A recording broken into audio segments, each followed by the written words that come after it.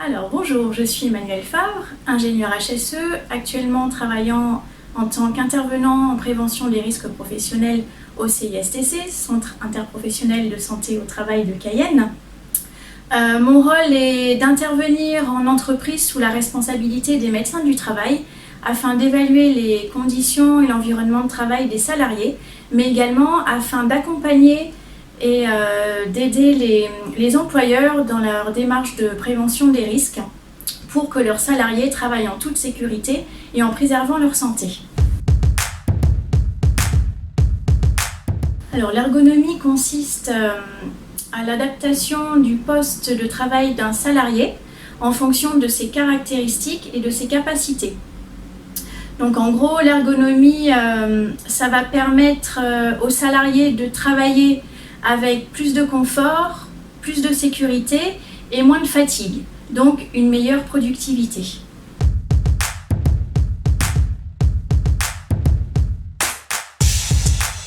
Des mauvaises postures et un espace de travail mal aménagé peut avoir des conséquences sur l'entreprise et sur les salariés.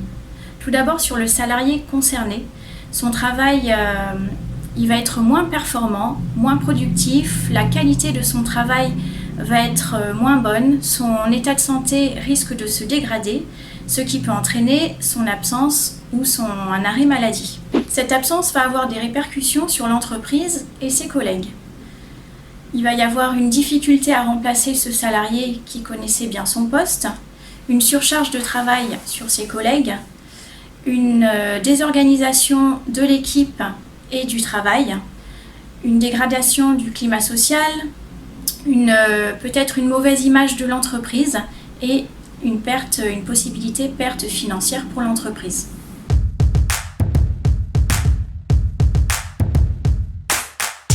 Concrètement, pour aménager son poste de travail de manière ergonomique, on va devoir tout d'abord se déplacer sur le poste de travail du salarié pour aller observer ses positions de travail, s'il est assis, debout, s'il alterne les positions, observer ses déplacements internes, externes à l'entreprise.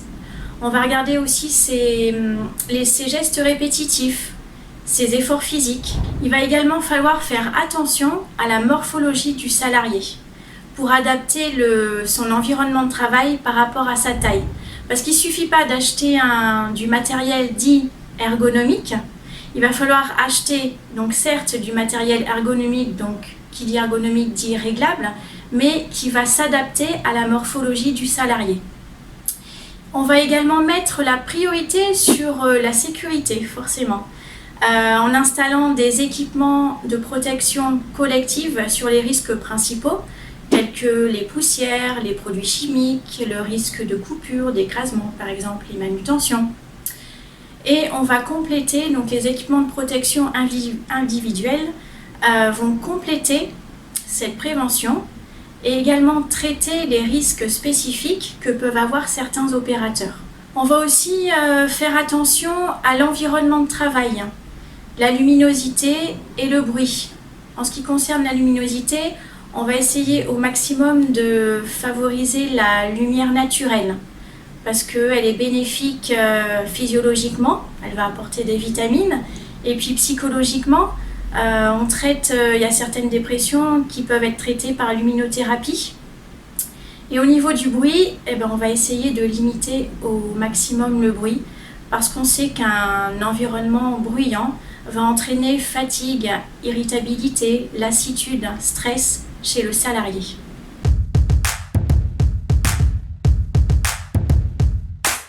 Pour conclure, l'ergonomie, c'est surtout du bon sens, de l'observation, de la communication, des échanges avec les salariés et de la prévention. Cela peut se faire lors d'un comité social économique, lors de réunions, lors de sensibilisation, lors de quart d'heure sécurité, mais également au détour d'un café ou en allant observer en fait son salarié à son poste de travail. Car on sait qu'un salarié qui se sent bien à son poste, qui voit que son employeur met tout en œuvre pour améliorer ses conditions de travail, va être beaucoup plus productif. Et par conséquent, ça va être gagnant pour l'entreprise.